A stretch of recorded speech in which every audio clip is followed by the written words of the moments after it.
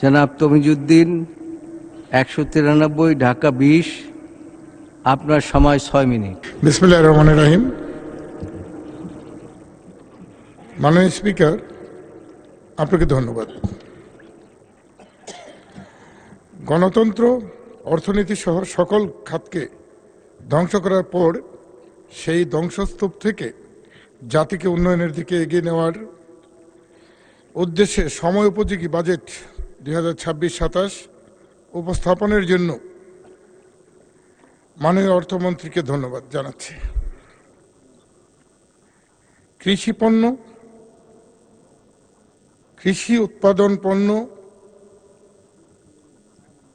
যাবতীয় স্বাস্থ্য খাতের গুরুত্বপূর্ণ ঔষধপত্র এবং অন্যান্য সরঞ্জামাদির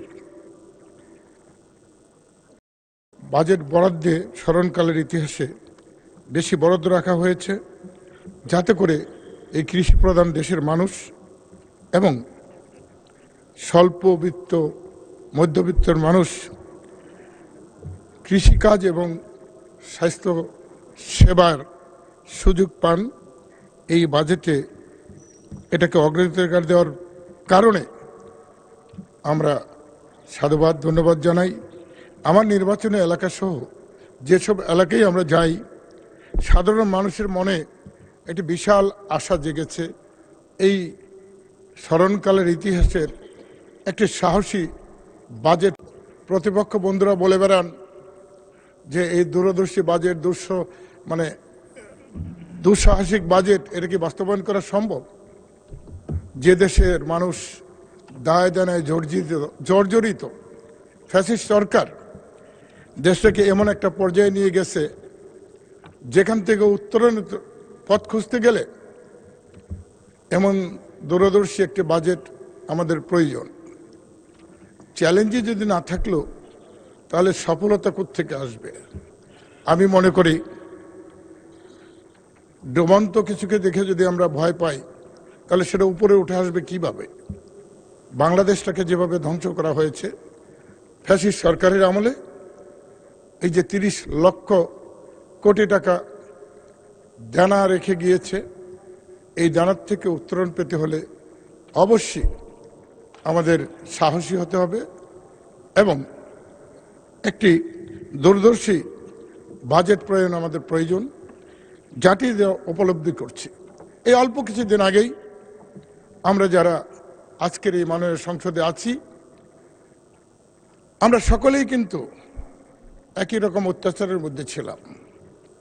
কোনো কোনো ক্ষেত্রে আমরা দেখেছি জেলখানাতে আমরা আমাদের নেতা কর্মী, কে কোন দলের, যারা আমরা ওই স্বৈরাচার ফ্যাসিস্ট সরকারের বিপক্ষে ছিলাম, কাঠগড়াতে একসাথে থেকেছি, পালিয়ে একসাথে থেকেছি, আমাদের মধ্যে থেকে গুম করা হয়েছে প্রচুর নেতাকর্মীকে, এমনকি এক রশিদে কিন্তু আমাদেরকে বেঁধেও রেখেছি।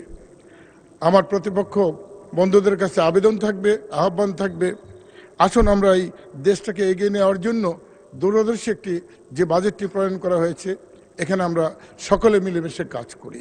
ইনশাল্লাহ আমরা এগিয়ে যাব এবং একটি সুন্দর বাংলাদেশ আমাদের হাত দিয়ে গড়ে উঠবে আমাদের প্রিয় নেতা মাননীয় প্রধানমন্ত্রী জনাব তারেক রহমানের নেতৃত্বে। মাননীয় স্পিকার, অল্প একটু সময় আছে হাতে, একটু দয়া করে বাড়িয়ে দিবেন। আমি আমার এলাকার একটু কথা বলতে চাই। আমার নির্বাচনী এলাকায় একটি সরকারি কলেজ আছে, 15,000-এর অধিক ছাত্রছাত্রী সেখানে পড়ালেখা করে। আমি 2 দিন আগেও সেখানে গিয়েছি। আমি দেখেছি কক্ষ নেই ছেলে মেয়েদের জন্য। আমি আপনার মাধ্যমে আমাদের মাননীয় শিক্ষামন্ত্রীর কাছে আবেদন রাখবো যে একটি 10তলা ভবন যদি আমাদের ওখানে দেওয়া হয়, তাহলে আমার মনে হয় এই 15 থেকে আমরা 25,000 ছাত্রছাত্রী ওখানে আমরা নিতে পারবো। এই আবেদনটি আপনার কাছে করছি। আর একটি আবেদন, আমার প্রতিবেশী ঢাকা 19-এর মাননীয় সংসদ সদস্য ডক্টর দেওয়ান মোহাম্মদ সালাউদ্দিন সাহেবের এলাকায় সাভার আশুলিয়া, এই আশুলিয়াতে প্রচুর শিল্প কারখানা গড়ে উঠেছে। এর দূষিত বর্জ্য আমার একমাত্র বংশী নদী, এই বংশী নদীতে এটা পড়ে যাচ্ছে। ফলে হয়েছে কি, দীর্ঘদিন যাবৎ এই নদীর কাছ দিয়েও যাওয়া যায় না, এই নদীতে পানিতে কোনো মাছ নেই, এমনকি পোকামাকড়ও থাকতে পারে না। আমার কৃষক, আমরা আমাদের কৃষকের গরু বাছুর এমনকি গোসল তো করা দূরের কথা, এই পানি জমিতেও ব্যবহার করা যায় না। আমি আমার মাননীয় পরিবেশ মন্ত্রী মহোদয়ের কাছে আবেদন রাখবো এবং আমার প্রতিবেশী মাননীয় এমপি মহোদয়ের কাছে অনুরোধ থাকবে যে দয়া করে আমার এই বংশী নদীটাকে বাঁচান, তাহলে আমার কৃষককুল বাঁচবে, আমরা একটা সুস্থ পরিবেশ পাব। মাননীয় স্পিকার, সময় অল্প, একটু দয়া করে বাড়িয়ে দিবেন আপনি। আমার এলাকায়